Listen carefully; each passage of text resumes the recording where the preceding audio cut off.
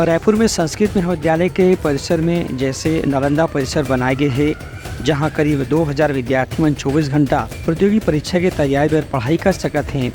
ऐसे नालंदा परिसर के निर्माण जगदलपुर में भी करे जाते हैं। ये निर्माण कार्य के आज क्षेत्रीय विधायक किरण देव का भूमि पूजन करी।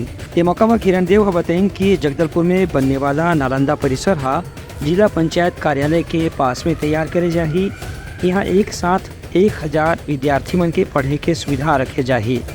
उनकर कहने से कि ये नालंदा परिसर में multipurpose hall, lecture hall, reading hall, digital library, waiting room, छोटे लइकमन के लाइब्रेरी और समाचार पत्र और पत्रिका के पढ़े बर अलग से कक्ष के संगे संग बुक स्टोर रूम के भी व्यवस्था करे जाही और एक ऑडियो वीडियो लाइब्रेरी भी बनाई जाही, जहां पर वीडियो या ऑडियो के जरिए भी किताब के अध्ययन अध्यापन हो सकत है। कि सभी जो घोषणा है, उनका जो विजन है, उनकी जो सोच है, गांव, गरीब, किसान, सभी धर्म, जाति, संप्रदाय, वर्ग के उत्थान के विषय में, जो देश के विस्तार में, प्रगति के विषय में उनकी योजनाओं को आदरणीय मुख्यमंत्री जी और क्रमशः लगातार उनकी योजनाओं को पूरा करते जा रहे हैं, उनकी घोषणाओं को पूरा करते जा रहे हैं, उनके कार्यक्रमों को पूरा करते जा रहे हैं। उनकी कार्य योजना का निश्चित रूप से नीचे तक काम हो रहा है। उसी क्रम में आज नालंदा 9 करोड़ 98 लाख करीब लगभग इतने का है और शिक्षा केंद्र, नालंदा शिक्षा केंद्र, और इसका भूमि पूजन का अवसर है।